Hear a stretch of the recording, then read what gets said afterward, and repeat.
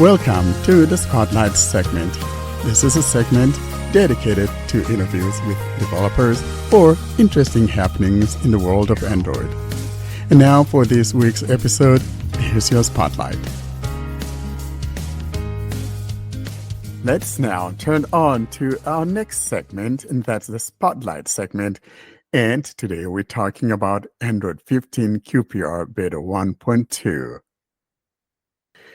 If you have enrolled in the Android 15 QPR program, we're talking about features that are going to be dropping as of December. But we always have that beta, and so the beta is going on.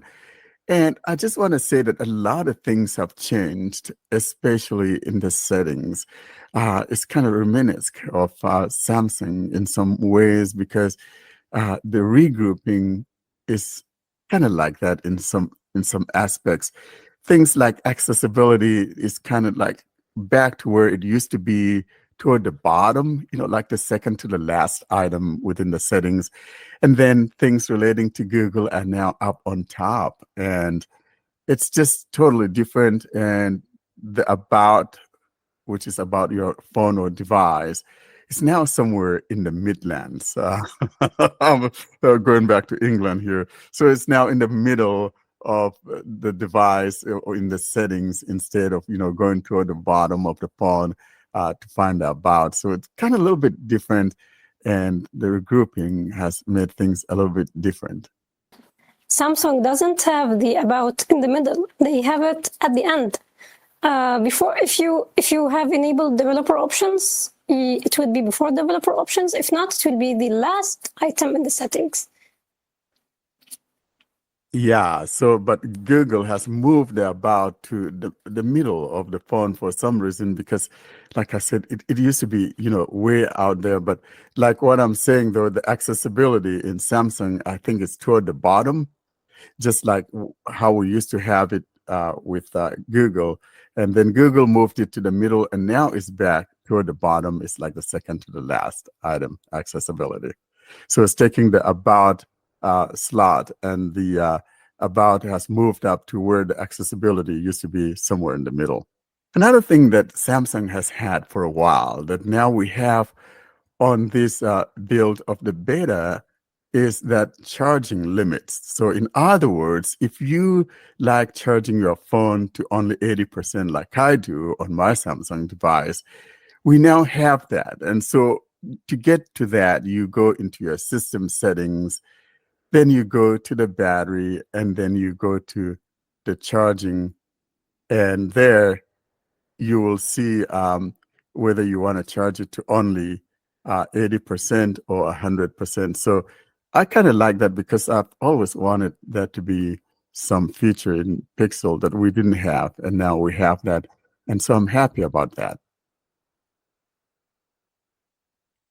One more thing that also came with this QPR Beta 1.2 is the fact that now when you're switching keyboards, all you need to do is just tap on switch keyboard and it'll advance to the next active keyboard. In other words, when you tap on switch keyboards, you're not going to be saying, hey, I want to pick from the listed keyboards.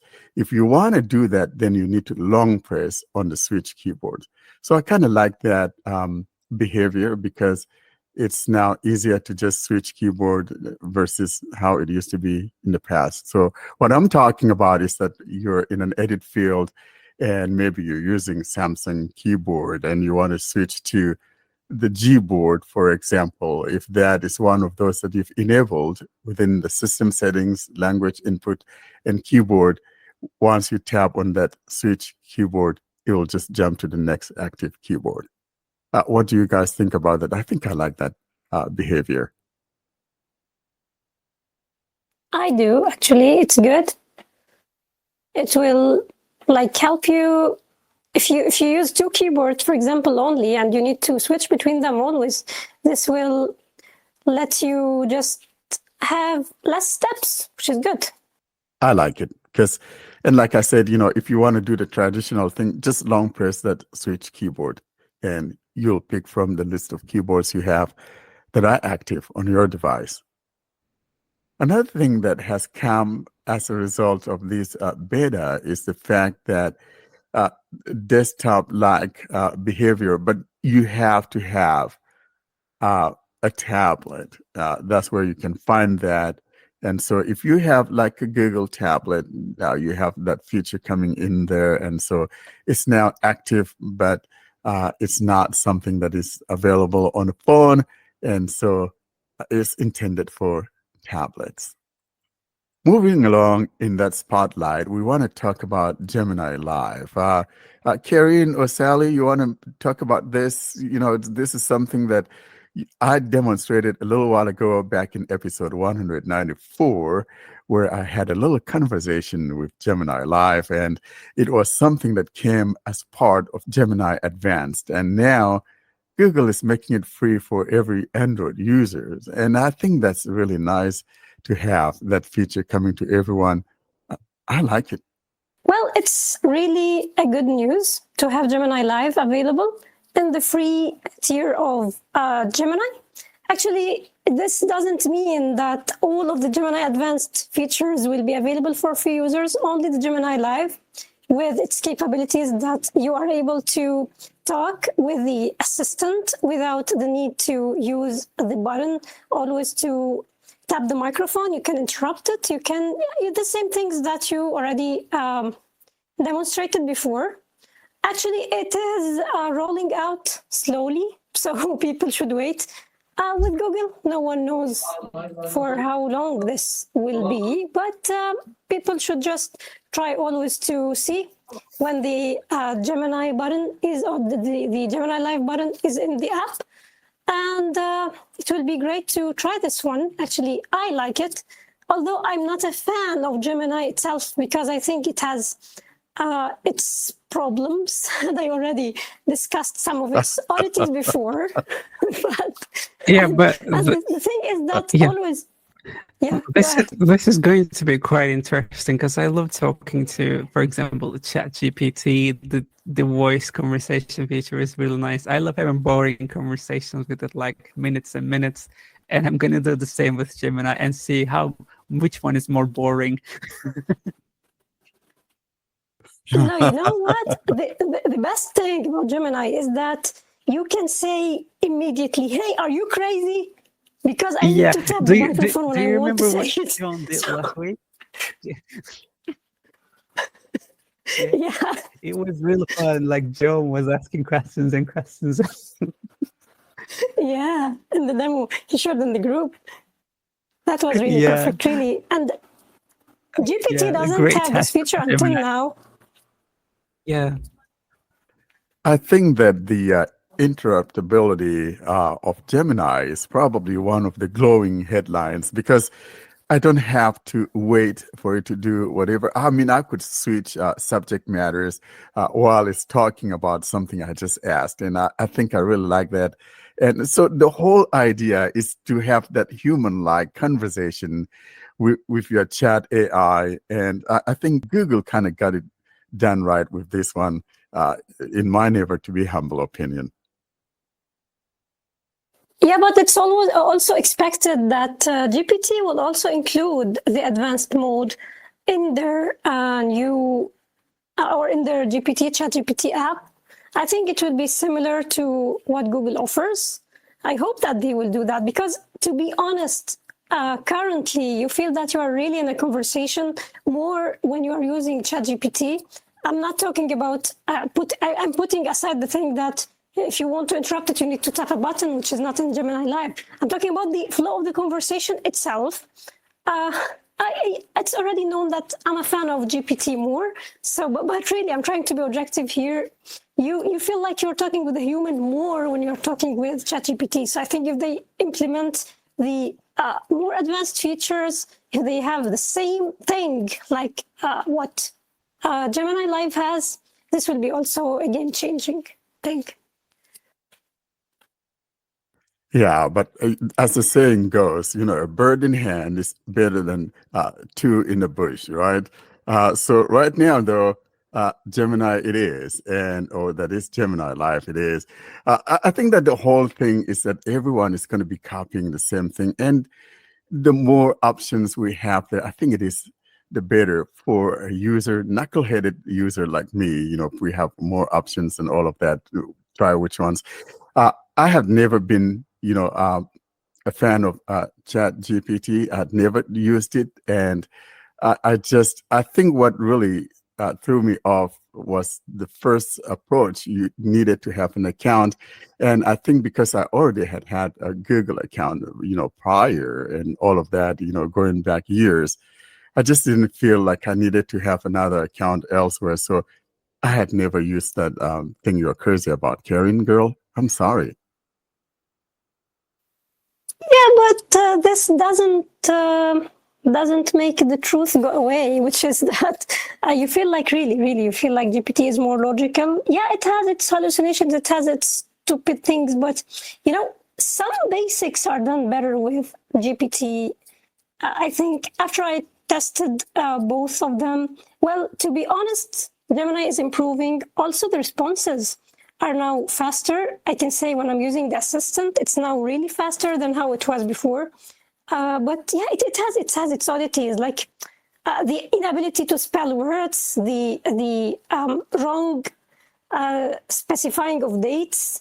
I think those things are really so much simple. It's not acceptable to have this AI model just does it wrong with saying, okay, what will be the date of this Saturday, for example, or those things are the things that I don't know. They need to do something about those things. And Google rushed to enter the race. I think they were not prepared well to enter this. So I think this is just having its impact until now.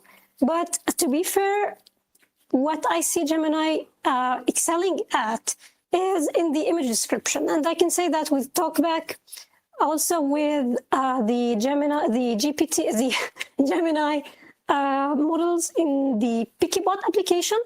They are doing a good job. I can say that image descriptions are good. So yeah, Gemini is having some good stuff. It's improving, and I hope that the live will improve more to also include the ability to deal with the context, to deal with what you are doing on the screen, to let it to show it images, to show it stills, to show it videos. I think in this moment it will also be something really it will be a groundbreaking feature.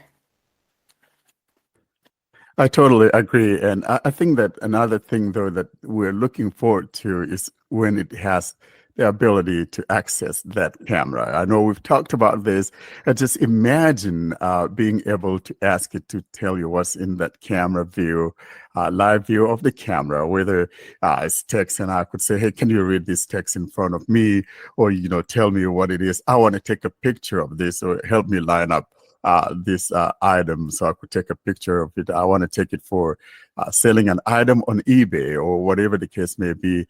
We have endless potentials with this stuff coming up, and I'm so excited about it because the capabilities are just beyond our imagination. So I hope, though, that it continues to improve. And like you said, it's just a matter of having another tool. And yes, yeah, there's those hallucinations and all of that.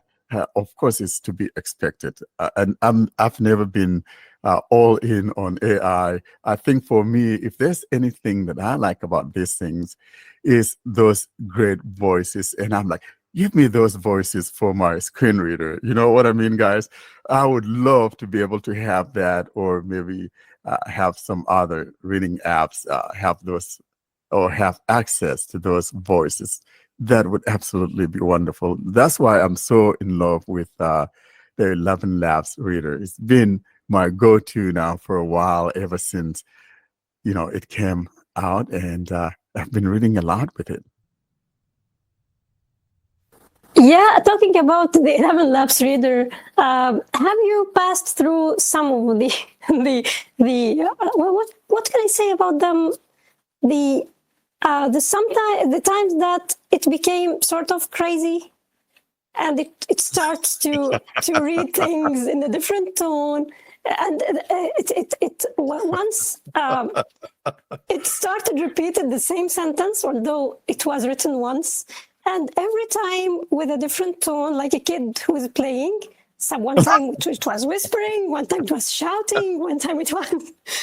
I Oh, should have really? recorded this. You know, frankly, I I haven't should have. experienced. Oh my gosh, that will drive me up the Everest or the Kilimanjaro in Kenya. Yes, the I haven't Kilimanjaro. experienced that. Yeah. So I haven't experienced that, Kirin. I'll be paying attention to see if I run across such a bug. Maybe because are you using like a random? I don't think that there was like a random voice. Was there? I don't remember. No. But maybe because I'm using my language and it is more like it's more tailored to English. It's a possibility actually, but I'm reading Arabic books with it, usually not English stuff. So maybe it's the reason. However, it's something that you should expect with. I'm really like surprised that you didn't come across any of those things before, because I know this since the days of Tech Freedom, and I have a sample of one of the Tech Freedom voices that uses 11 Labs, which was before 11 Labs Reader was released, and I'm going to share it in the group to show you one of its oddities. Although it's in Arabic, but you will feel, you will be able by hearing to know the thing actually. I'm kind of thinking it could be that it's kind of trying to dramatize for you what the book is talking about.